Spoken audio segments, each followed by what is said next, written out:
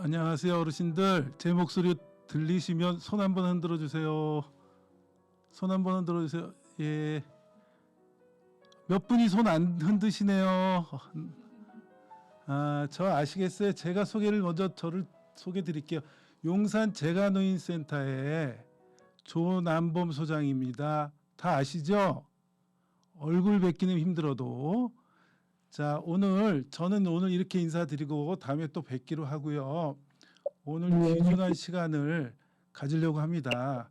우리 용산 네. 재가노인 지원센터에서 평소에 어르신들한테 뭐 선물을 드리고 뭐 또 드실 수 있는 여러 가지 물건들을 드리지만 무엇보다도 제가 어르신들 건강에 관한 상식들, 건강에 관한 교육들이 시행됐으면 좋겠다 이런 생각을 평소에 갖고 있었는데 마치 이번에 좋은 기회가 돼서 어르신들 연세가 드시면서 이 눈이 뭐 침침해지시고 눈 잘 안 보이시고 해서 여러 가지 어려움을 겪고 계실 거예요.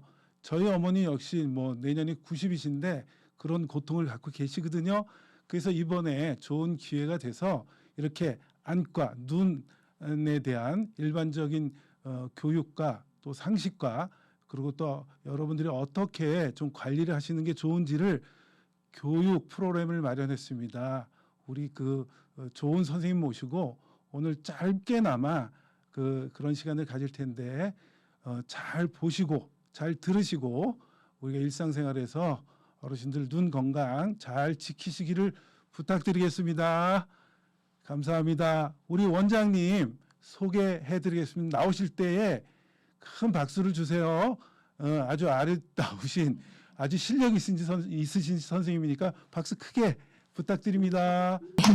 감사합니다. 예, 안녕하세요. 용산 재가노인지원센터 여러분, 센트럴 서울 안과의 송민혜 원장입니다. 이렇게 온라인으로라도 만나 뵙게 돼서 반갑습니다. 오늘은 노인성 황반 변성에 대해서 말씀을 드리겠습니다. 부족하지만 잘 들어주시고 혹시 질문사항이 있으시면 강의가 끝나고 해주시면 제가 아는 한도 내에서 열심히 설명해 드리겠습니다. 강의 시작하겠습니다. 한국망막학회에서 2012년에 조사한 결과를 보시면 실명하는 원인 중에 가장 많은 것이 당뇨 망막병증으로 23.2%를 차지하며 21.4%가 황반 변성으로 2위를 차지했습니다. 이것은 올해 뉴스에 나왔던 기사인데 한국인의 기대 수명이 83.5세로 OECD 국가 중에서 2위이고 그래프에서 보시면 그래프에서 보시면 2010년부터 2018년까지 평균 수명이 여성, 남성 모두 증가하고 있습니다.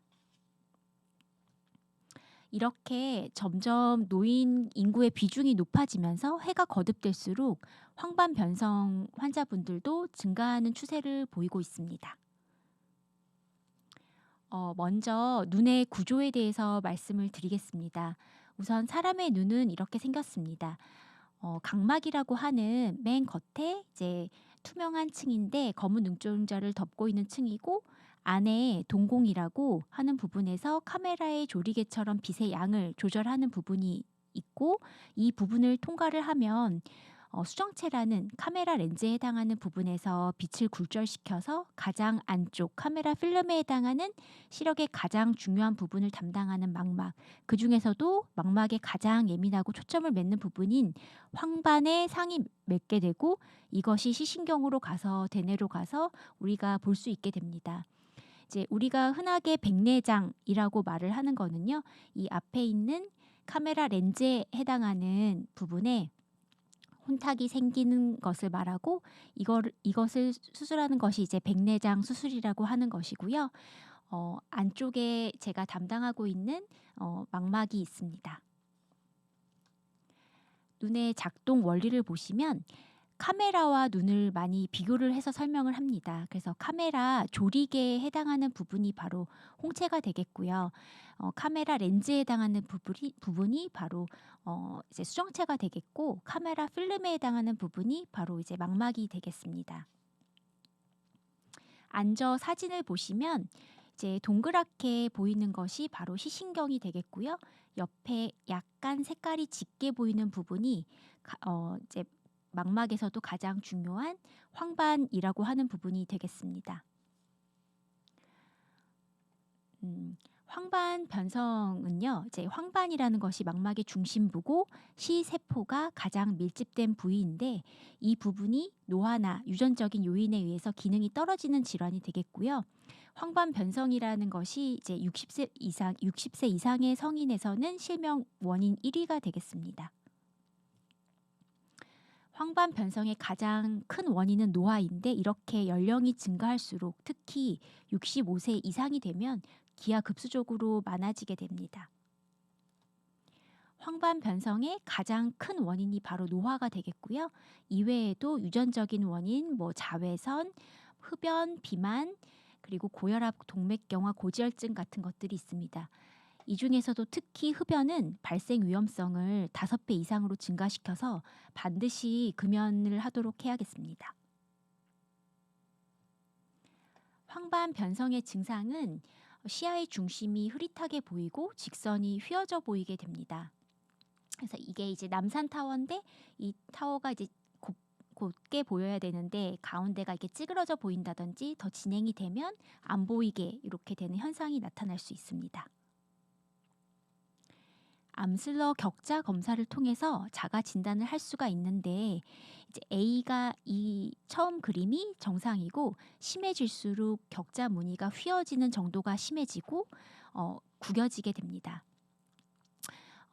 이제 이 이런 구겨지게 보이는 현상은 황반 변성뿐만이 아니라 황반 주름으로 인해서 황반이 구겨질 때도 나타날 수 있는 그런 현상이어서 이런 자가 진단을 하면 빨리 병원을 방문하도록 하여서 정밀 검사를 통해서 조기 진단을 하도록 해야겠습니다. 자가 진단을 하는 방법에 대해서는 중요하기 때문에 뒤에서 다시 말씀드리겠습니다. 이 사진을 보시면 위쪽은 건성이고 아래쪽은 습성 황반 변성입니다. 이제 시기별로 진행이 될수록 반흔화 위축이 일어나면서 시력이 회복되지 않고 글씨를 보기 힘들어집니다. 위에 거 건성에서 보시면 이제 드루젠이 초기 때는 사이즈도 작고 몇 개 안 되다가 점점 사이즈가 커지고 뭉치고 또 가운데 부분이 이제 얇아지고 보이는 시세포가 줄어들고 딱딱해지면서 시력이 떨어질 수 있고요. 또 습성인 경우에는 이제 피가 많이 나게 되고 그 부분이 결국엔 딱딱해지고 굳어지고 또 하얗게 반은화되면서 시력이 떨어지게 됩니다. 이제 건성인 경우에는 이제 망막 색소 단층을 보면은 망막 색소 상피층과 브루크막이라는 그 사이에 찌꺼기가 쌓이게 됩니다. 이렇게 찌꺼기가 쌓이는 걸 드루젠이라고 하고요. 안저 사진에서 보시면 노랗게 보이는 현상을 보입니다. 습성 황반 변성은 망막 아래쪽에서 맥락막에서 신생혈관이 자라게 되고 브루크막을 뚫고 장벽을 뚫고 나와서 삼출물이 나오게 됩니다. 이렇게 되면은 적극적으로 주사 치료를 해야 실명이 되는 것을 막을 수 있습니다. 진단으로는 시력과 이제 시력이 당연히 떨어지게 되겠고 변시증을 확인해야 되고 보통은 암슬러 자가 진단법이 있고요. 그리고 빛간섭 단층 촬영이라고 하는 OCT 안저 검사 그리고 형광 안저 촬영과 인도시아닌 그린 혈관 조영술이라는 걸로 좀 더 세밀한 검사를 하고 이때 맥락막 신생 혈관이 발견이 되게 되면 습성 황반 변성으로 진단을 하고 이때 이제 항체 주사 치료를 하게 됩니다. 앞서 말씀드렸던 자가 진단법을 자세히 설명해 드리면 이런 격자 무늬형 모눈 종이를 냉장고에 붙여 놓는다든지 해서 한눈씩 가리고 가운데 중심점을 보았을 때 안 보이는 점이 나타나거나 이제 찌그러져 보이는 부분이 있는지 확인을 해보는 겁니다. 이상이 있으면 반드시 안과에 방문해서 정밀 검사를 받아보는 것이 좋습니다. 정상은 모눈 종이의 격자가 일정하게 보이는데 황반 변성인 경우에는 이제 안 보이는 부분이 발생한다든지 격자 무늬가 휘고 구불거리게 보입니다. 이 두 사진은 빛 간섭 단층 촬영이라는 진단 검사 결과인데 위의 사진은 건성 황반 변성인 두루젠으로 이제 치료가 필요하지 않고 아래는 이제 습성으로 항체 주사 치료를 필요로 합니다. 검사는 보통 안저 촬영과 위에 있는 비간섭 단층 촬영으로 습성 황반 변성을 확인을 하게 되면 형광 안저 촬영, 인도시아닌 그린 검사로 세부적인 병변의 위치와 종류를 알 수 있게 됩니다. 황반 변성의 치료로는 레이저 치료, 약물 치료가 시행이 되고 있는데 레이저 치료는 정상 조직도 파괴될 수 있어서 병변의 위치가 중심에서 많이 벗어나 있는 경우에 제한적으로 하고 있고 광역학 치료는 주사 치료에도 반응하지 않는 경우에 병합요법으로 시행하고 있으며 주된 치료는 유리체 강내 항체 주입술을 시행하고 있습니다. 습성 황반 변성 치료는 항체 주사가 가장 기본으로 되어 있습니다. 아바스틴, 루센티스, 아일리아, 비오뷰 같은 것들이 있고 첫 번째 한 달 간격으로 3번이 기본적이고 추후에 재발이 된다든지 남아있는 경우에는 추가 주사를 할 수도 있고 한 주사가 약이 잘 안 듣는다고 판단이 될 때는 다른 주사로 바꿀 수도 있습니다. 반복적인 치료가 필요하고 일부는 치료를 함에도 불구하고 진행이 되는 경우도 있습니다. 이미 이제 치료 시기를 놓쳐서 반응성 변화가 있을 때는 보험이 되지 않으므로 판단을 잘 해서 주사를 해야 됩니다. 이제 흔히들 눈에 주사를 맞는다고 하면 어르신들이 이제 겁내고 이제 두려워하는 경우가 많이 있는데 이렇게 이제 눈을 깨끗하게 소독을 하고 한번 우리 예방 주사 맞듯이 한번 이제 따끔하고 보통은 괜찮기 때문에 어떤 경우에 마취가 잘 되고 느끼지 못하고 해보고 나면은 이제 별거 아니네 이런 분들이 많습니다. 그래서 주사 맞을 게 두려워서 이제 병원을 오지 않는 경우가 있는데 그러지 마시고 꼭 병원에 오셔서 빨리 조기 진단하시고 치료받는 것이 실명을 막을 수 있습니다. 앞서 말씀드렸다시피 항체 주입술은 한 번에 치료되는 것이 아니고 주기적으로 주사를 해야 되고 근본적으로 황반 변성이 완치되는 것이 라기보다는 꾸준히 더 나빠지지 않도록 관리를 해야 되는 그런 질환이라고 생각하면 되고 현재까지 나온 치료 중에는 항체 주사가 가장 효과적이라고 생각하시면 됩니다. 초기에 치료를 하면 대부분 시력을 유지를 할 수가 있습니다. 또 제한적이지만 3분의 1에서는 또 향상이 되기도 합니다. 정말 제한적이지만 이제 0.5 이상으로 시력이 좋아지기도 하고 또 이제 제가 치료하신 분들 중에는 아주 드물게 1.0의 시력으로 유지되기도 합니다. 이런 항체 주사도 합병증이 생길 수가 있는데 주사이기 때문에 눈에 있는 세균이 침투하는 안내염이라든지 혈전 질환이 있다면 아주 드물게 뇌경색 같은 일이 일어날 수도 있습니다. 그래서 반드시 망막 전문의가 있는 병원에서 안전하게 시술을 해야 되고 심혈관 질환, 즉 스텐트 시술을 받았다든지 심장 박동기를 달고 있거나 뇌경색으로 이제 혈전 용해제 치료를 받고 있는 경우에는 주의를 해야 되겠습니다. 루테인을 꼭 먹어야 되냐고 그렇게 물어보시는 분들이 많이 있는데 이제 작은 두루젠인 경우에는 5년 내에 진행될 확률이 10% 미만이어서 이제 아무래도 고가의 그런 영양제이다 보니까 이제 여유가 없으시면은 그렇게까지 막 무리를 해서 꼭 드실 필요는 없으시지만 양 안에 큰 두루젠이 있는다든지 그럴 경우에는 5년 이내에 25%에서 진행이 될 수가 있어서 드시는 게 좋다고 할 수 있습니다. 그리고 단안에 습성 황반 변성이 있는 경우에 반대쪽 눈에 이제 황반 변성이 생길 확률이 50% 이상으로 있어서 드시는 게 좋다고 할 수 있습니다. 시중에 무수히 많은 루테인이 이제 포함된 영양제가 나와 있는데 이런 그런 영양제들 중에서 이제 주의해야 될 점이 있습니다. 이제 비타민 치료에 주의해야 되는 환자에 대해서 말씀드리면 신장 결석 환자인 경우에는 비타민 C를 조심해야 되고 중풍이 있으시면 비타민 E를 조심해야 되고 흡연 환자인 경우에는 비타민 A를 조심해야 되는데 비타민 A가 포함된 경우에 흡연 환자에서 폐암 발병률을 높일 수 있다고 되어 있습니다. 그리고 이제 빈혈 소화 불량 환자인 경우에는 아연을 주의해야 됩니다. 황반 변성을 조기에 진단하는 것이 중요한 이유는 초기에는 치료가 잘 들어서 시력이 개선될 여지가 있으나 이렇게 황반 흉터가 생기게 되면 병변이 좋아져도 시력은 호전될 수 없게 되기 때문입니다.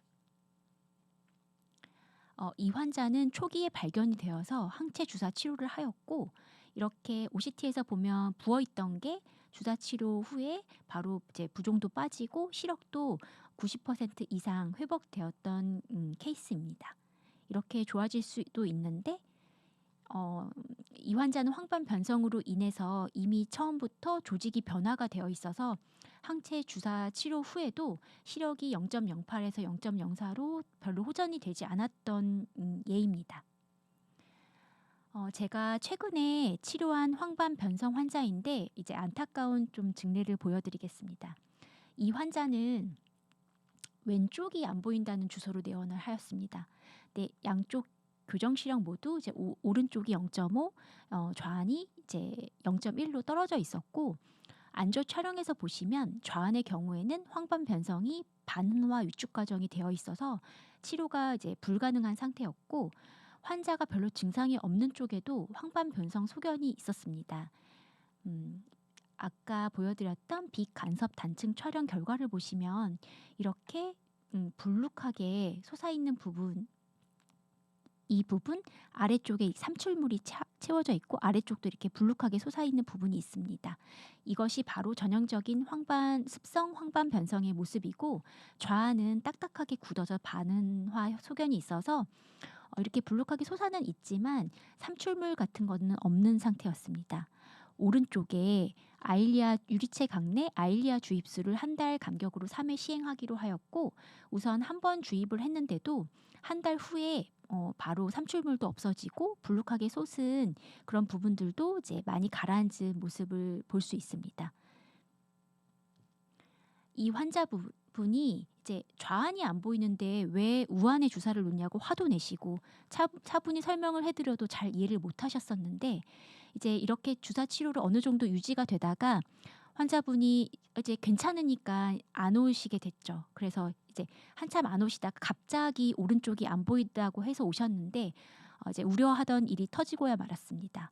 황반 밑에 이제 이렇게 빨갛게 피가 터져 있었고 빛 간섭 단층 촬영에도 울룩불룩하게 변했고 이제 삼출물이 차 있는 모습을 볼 수 있었습니다. 마지막 하나 남은 눈이고 이 눈마저 좌안처럼 되지 않도록 하기 위해서 유리체 강내 가스를 주입을 하고 이제 안압이 오르게 될 수 있기 때문에 전방 천자를 해서 물을 빼내고 유리체 강내 아바스틴 주사를 이제 하였습니다. 이때 이제 피를 바깥으로 좀 밀기 위해서 가스를 넣는 이유는 이 피를 바깥으로 좀 밀기 위해서인데요. 그 다음에 엎드려야지 가스가 이 피를 밀 수가 있습니다. 그래서 엎드리도록 하였고 3주 후에는 보시면 피도 좀 많이 흡수되었고 옆으로 좀 밀렸고 불룩하게 솟아있던 그런 삼출물들이 옆으로 좀 빠진 소견을 보였습니다.